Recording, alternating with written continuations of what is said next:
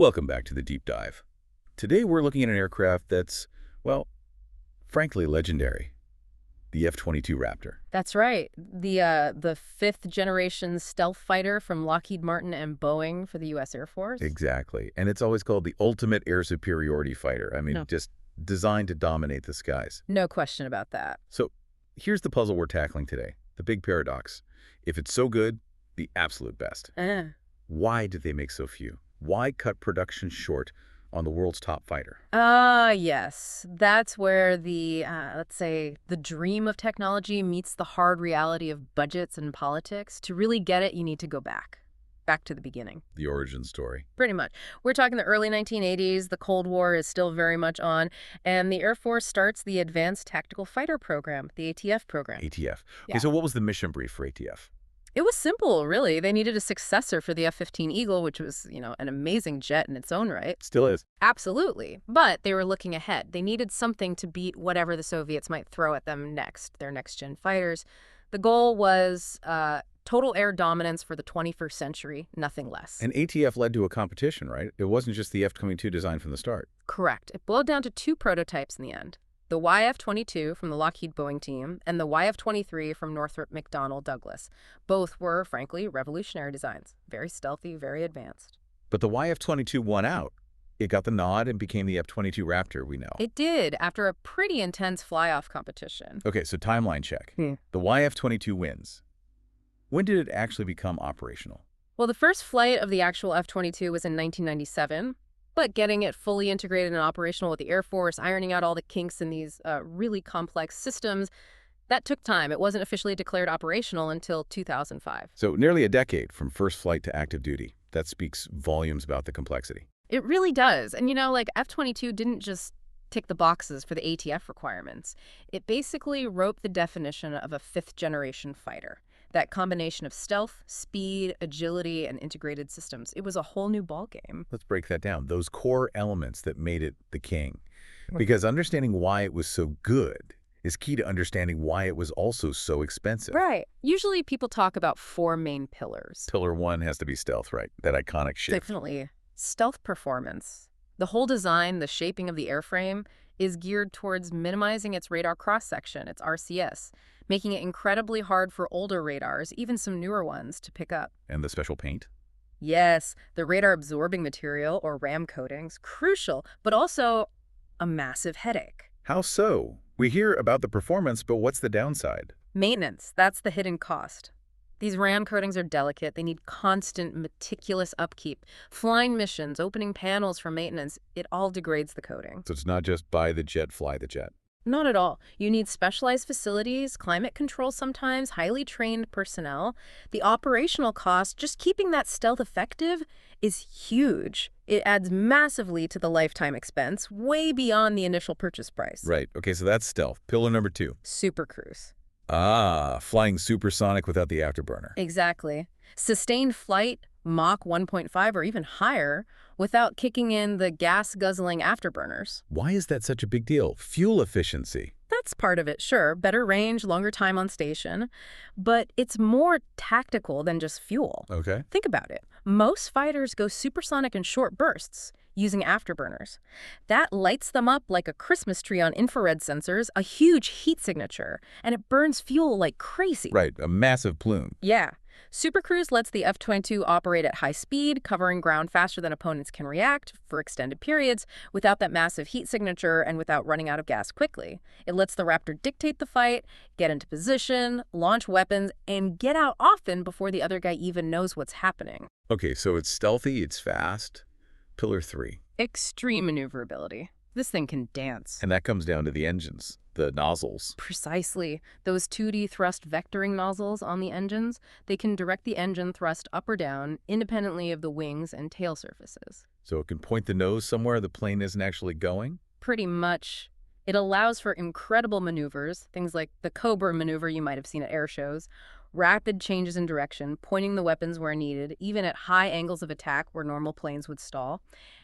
It gives the pilot unbelievable control in a dogfight. Wow. Okay, stealth, speed, agility. What's the fourth pillar? This might be the most important one in a way, integrated avionics or sensor fusion. Bringing all the data together for the pilot. Exactly. The F-22 has incredibly powerful sensors, its AESA radar, passive detectors, threat warning systems, data links. But the magic is how the computers fuse all that information together. So instead of looking at multiple screens trying to piece it together, The system does it for them. It creates one single, unified picture of the entire battle space friendly forces, enemy forces, threats on the ground, in the air, all presented intuitively on the pilot's main displays. that's got to reduce workload massively. Hugely. It gives the pilot unparalleled situational awareness. They can see first, understand first, shoot first. It directly enables that first detection, first kill philosophy. And providing the raw power for all this, especially Super Cruise. Yeah. Those Pratt & Whitney engines. The F-119s, yeah, absolute beasts. Two of them. They provide the immense thrust needed for the speed and maneuverability and the efficiency for Super Cruise. It's an engineering marvel, top to bottom. And did it prove itself beyond the spec? Oh, absolutely.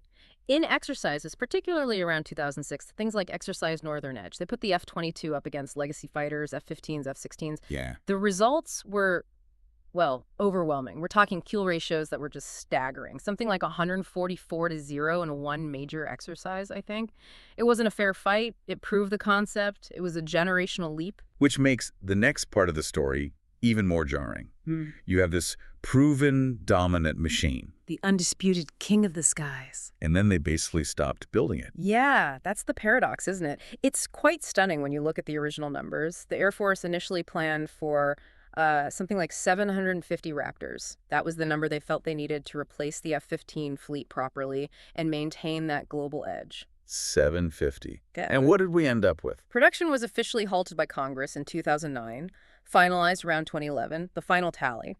Just 195 aircraft delivered in total, and that includes the test aircraft, so the actual combat-coded fleet is smaller, around 187. Less than a quarter of the plan.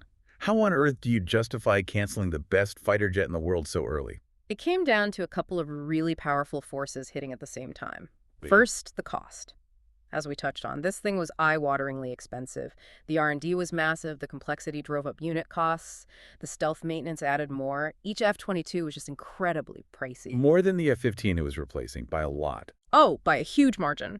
And then the second factor, maybe even more decisive, the world changed. The Cold War ended. Exactly. The Berlin Wall fell in '89, the Soviet Union collapsed in '91.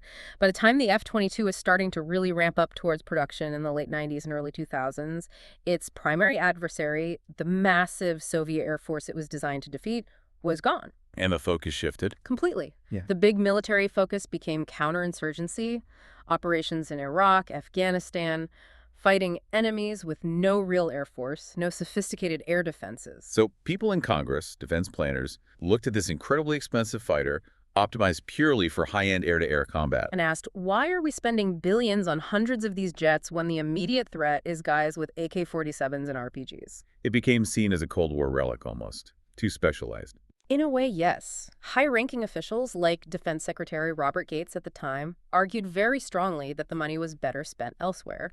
They argued the U.S. needed more versatile, multi-role aircraft that could drop bombs in Afghanistan and handle air combat if needed, even if they weren't as dominant as the F-22 in that specific role. Enter the F-35. Precisely. Oh. Funding was heavily redirected towards the F-35 Joint Strike Fighter program.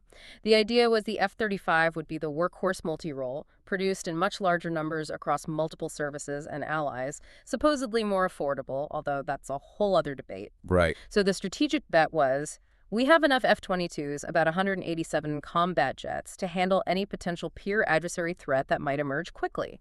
And the F-35 fleet will handle everything else, the day-to-day stuff, the ground attack, quantity and versatility over pure ultimate air superiority. A calculated risk based on the threat environment of the 2000s. That was the decision, yes. Air dominance like the F-22 provided was deemed, well, an unaffordable luxury for the perceived threats of that era. So fast forward to today.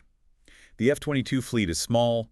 It's only flown by the U.S. Air Force, no exports allowed. Correct. Export was strictly forbidden by law, actually, to protect the core stealth and sensor technology. But the world looks a bit different now than it did in 2009. Peer competitors are back on the agenda. It certainly does. And that small fleet of Raptors, now getting on 20 years old in terms of their design baseline, faces new challenges. Even though the Air Force is working on the next thing, the next generation air dominance or NGAD program. The F-22's successor. Right. But NGAD is still years away from being fielded in numbers. There are delays. So the current plan is for the F-22 to keep flying, to remain a key part of the force well past 2035. Flying a 20-year-old design for another decade plus against potentially 6th-gen threats. That means upgrades, right? They can't just keep flying it as is. Absolutely essential. They are getting upgrades. Significant ones. You mentioned a use of radar earlier, active electronically scanned array. That's a huge improvement over older radar types. More power, harder to jam, tracks more targets. And IRST infrared search and track. That's crucial, too. It's a passive sensor. It detects heat signatures. So it doesn't give away the F-22's position by emitting radar signals. Exactly. As enemy stealth and electronic warfare improve, having a way to find and track targets passively without broadcasting your own presence becomes critical.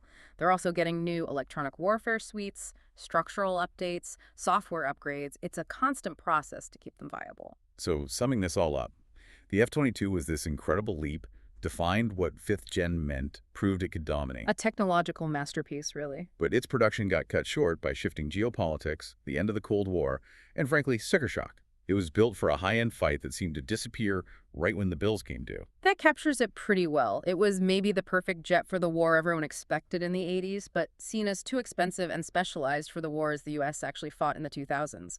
Its legacy is huge, technologically, but its small numbers are a constant reminder of that collision between capability and cost. A real case study in defense procurement and strategy. Definitely. Peak engineering met shifting budgets and world events. Okay, so here's something to leave you, our listeners, thinking about.